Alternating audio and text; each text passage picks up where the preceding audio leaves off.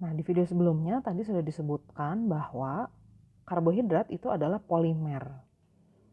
Nah, monomernya adalah molekul-molekul yang disebut sakarida.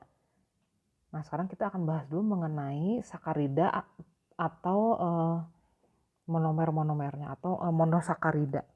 Nah, monosakarida itu bisa digolongkan menjadi yang pertama sebuah triosa atau triose. Nah, ini artinya adalah monosakarida yang terdiri dari 3 buah atom karbon. Nah, kalau kita lihat di sini nih contohnya. Yang pertama di sini ada senyawa gliseraldehid. Pernah dengar pasti ya gliseraldehid. Nah, gliseraldehid ini dia tergolong aldotriosa karena dia terdiri dari 3 atom karbon dan mempunyai gugus aldehida. Jadi disebutnya aldotriosa. Nah, kalau kalian perhatikan di sini ada senyawa yang di sebelah kiri disebutnya D-gliseraldehid, yang di kanannya L-gliseraldehid. Nah, D dan L ini apa sih artinya? Ini artinya adalah menggambarkan posisi gugus OH dari cekiral yang terjauh dari gugus aldehidanya. Nah, kalau kita lihat gugus aldehidanya kan ada di C nomor 1 di sini. C yang kedua ini adalah suatu cekiral atau C asimetris. Nah, C yang ketiga ini bukan cekiral. Maka yang akan disebut C terjauh, cekiral terjauh dari gugus fungsi aldehida adalah C yang nomor 2. Nah, kalau kita lihat posisi gugus hidroksinya ada di kanan. Kalau di kanan maka kita akan menyebutnya D-gliseraldehid. Nah, sementara isomernya ini ada di sebelahnya. Kalau kita lihat, cekiral yang terjauh dari gugus fungsi aldehidanya memang cuma satu cekiralnya. Dia mengikat gugus OH di sebelah kiri. Jadi nanti disebutnya L-gliseraldehid. Nah, jadi itu artinya D dan L-nya. Dextro dan levo artinya. Nah, ini adalah contoh dari triosa atau monosakarida yang terdiri dari 3 atom karbon. Nah, ternyata triosa bisa juga merupakan ketotriosa atau punya gugus keton nih, contohnya ini. Kelihatannya di sini ada gugus ketonnya. Nah, kalau di sini kan nggak ada cekiral ya, jadi makanya namanya nggak akan ada D atau L-nya. Ini nanti disebutnya dihidroksiaseton aja. Nah, ini adalah tentang triosa atau triose. Jadi monomer dari karbohidrat yang terdiri dari 3 atom karbon.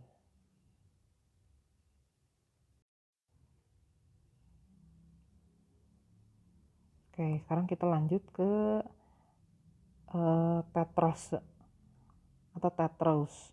Nah, ini adalah monomer karbohidrat yang terdiri dari 4 atom karbon. Nah, tetrose ini bisa juga merupakan aldotetrose, punya gugus aldehida, ataupun ketotetrose. Nah, ini ada 2 contoh aldotetrose nih. Arabinose. Nah, ini yang sebelah kiri D arabinose. Ingat cara menentukan D atau L-nya. Kita lihat dulu cekiral yang terjauh dari gugus fungsi dari gugus fungsi aldehidanya. Nah, cekiralnya ini di nomor 2, 3, dan 4 ya. Nah, OH yang paling jauhnya itu ada di sebelah kanan. Jadi disebutnya D arabinose. Oh sorry, ini C-nya 5 ya. Kalau 5 berarti dia bukan tetrose. D itu pentose ya.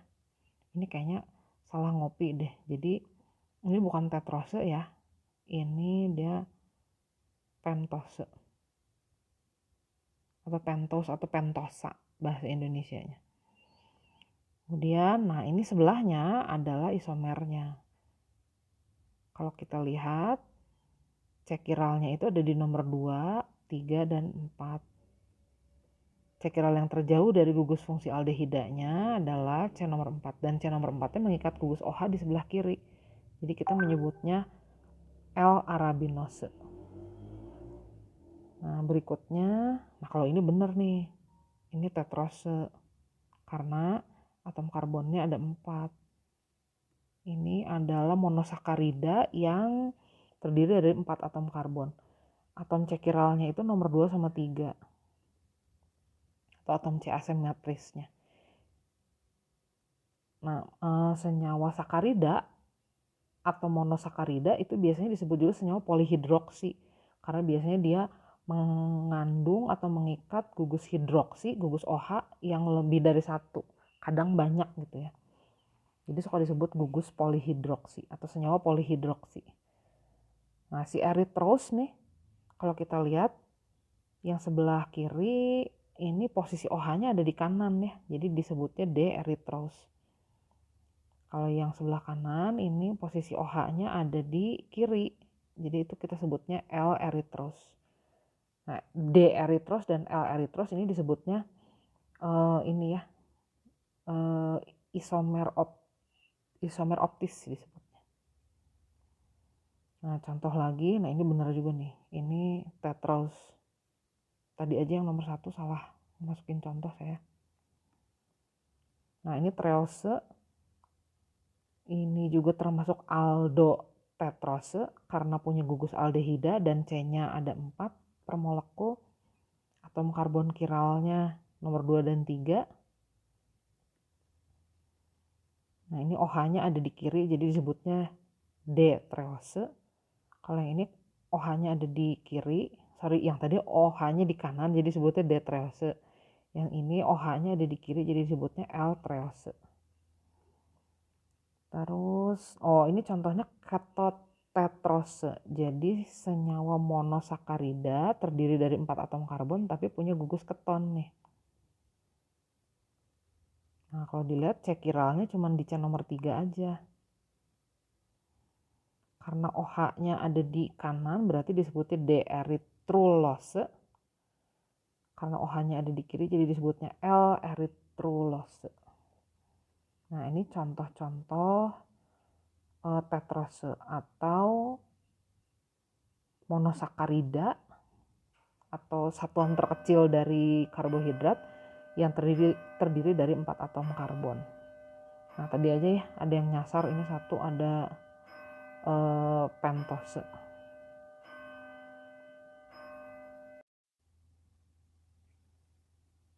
Nah, sekarang baru kita bahas tentang pentose nih. Pentose itu berarti monosakarida yang mengandung 5 atom karbon per molekulnya. Ini contoh yang pertama yang merupakan aldopentose dulu. Jadi dia punya gugus aldehida sekali lagi. Dan jumlah atom karbonnya ada 5. Gini ya. Seperti yang sebelum-sebelumnya senyawa monosakarida ini suka disebut senyawa polihidroksi karena dia mengikat banyak gugus hidroksi itu ya. Ada 3 di sini. 4 malahan yang di bawah ya. Nah, C chiralnya ini adalah C nomor 2, 3, 4. By the way, masih ingat nggak sih? Ini kan karena jumlah atom C chiralnya ada 3 buah, berarti nanti jumlah isomernya akan ada 2/3. Jadi akan ada 8 kemungkinan. Nah, 8 kemungkinannya itu kita dapatkan dengan memvariasikan posisi gugus OH-nya. Nanti akan saya tunjukkan ya isomer optis untuk ini C6H12O6. Oke, balik lagi ke sini. Ini senyawanya C chiralnya ada 3 ya. Yang chiral nomor 2, 3, dan 4.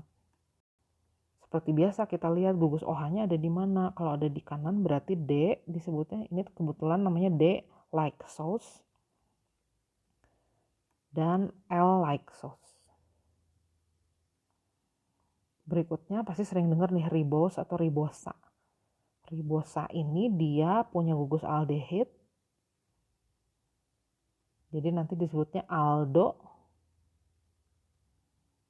pentosa karena jumlah atom karbon per molekulnya ada 5.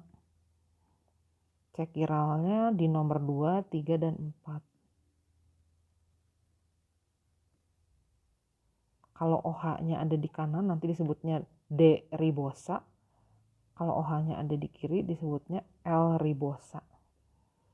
Nah, pasti kalian pernah dengar juga yang namanya deoksiribosa. Nah, kalau deoksi berarti dia kehilangan satu oksigen. Tadinya di situ kan ada OH ya.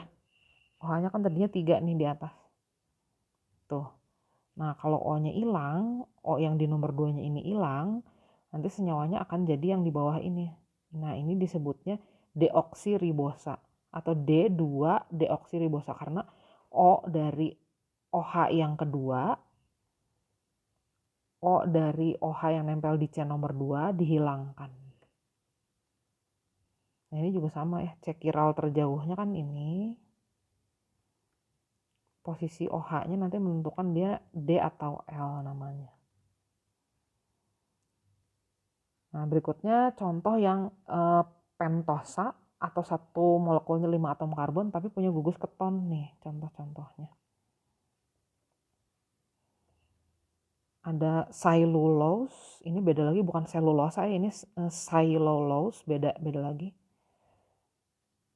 Ini atom karbonnya ada 5, punya gugus keton. Pasti kalau gugus keton dia nggak bisa bereaksi sama Fehling ya, nggak akan mereduksi. Posisi OH dari C chiral terjauh menentukan namanya D atau L. Gitu ya. Nah, ini contoh ketopentosa.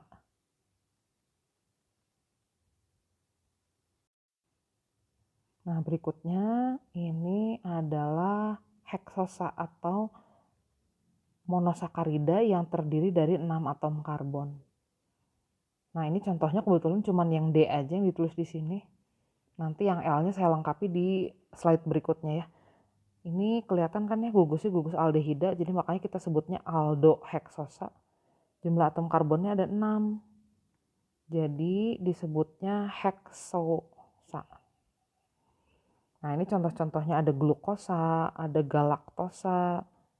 Kelihatan deh bedanya tuh cuman posisi gugus-gugus OH-nya. Jadi nanti isomer-isomer optisnya adalah senyawa-senyawa yang kita kombinasikan aja letak gugus OH-nya. Ini kayak begini. Ini contohnya ada 4 yang dijadiin contoh, glukos, galaktos atau galaktosa, manos atau manosa, dan aidos atau idosa.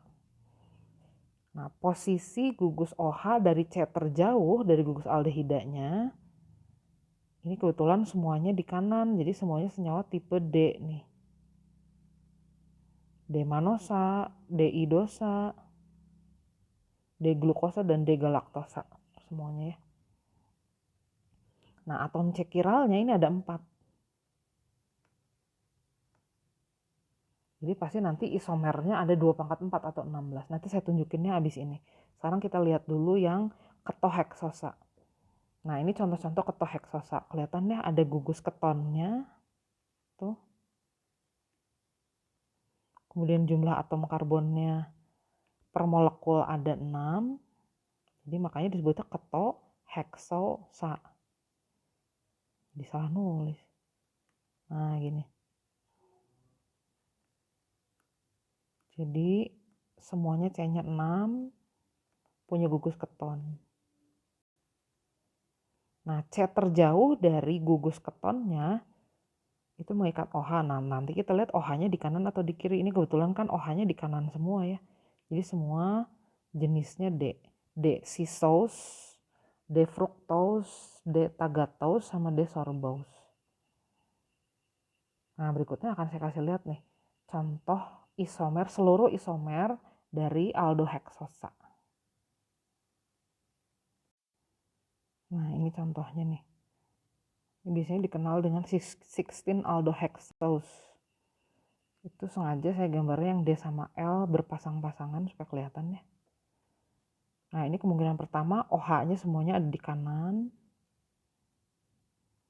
Nah, kalau yang L-nya berarti nanti dibalikin aja. Semua OH-nya pasti ada di sebelah kiri. Nah, itu D-alos sama L-alos atau D-alosa dan L-alosa. Berikutnya kalau OH-nya 1 di kiri dan 3 di kanan, itu namanya jadi D-altrosa. Nah, kalau bentuk L-nya gimana? tinggal dibalikin aja. Jadi OH-nya 1 di kanan, 3 di kiri. Gitu. Terus ada juga nanti ini nih, isomer berikutnya. Ini yang paling sering akan kita lihat ya, glukosa. Glukosa itu ternyata OH-nya 1 di kanan, 1 di kiri, udah gitu 2 lagi di kanan. Nah kalau kita balikin 1 di kiri, 1 di kanan, 2 lagi di kiri, nanti dia jadi L-glukosa. Nah ini ada lagi contohnya manosa. Manosa juga gitu sama, ini OH-nya 2 di kiri, 2 di kanan. Kalau bentuk L-nya berarti balikin aja gitu. Sebenarnya tetap sih kalau kita melihat D atau L, kita lihat OH dari C chiral terjauh tetap nih. Ini juga tetap menjawab. Kalau OH-nya di kiri berarti jadinya D. Kalau OH-nya di kanan berarti jadinya D. Kalau OH-nya di kiri jadi L. Gitu. Nah, ini isomer-isomer dari C6H12O6 yang merupakan aldosa. Nanti kalau pengen bikin yang ketosa bisa juga, silahkan bikin deh. Ini contoh-contohnya nih. Ini semua kemungkinannya sudah digambarkan. Nah ini galaktosa juga nanti akan sering disebut deh. Oh sudah semua 16 buah.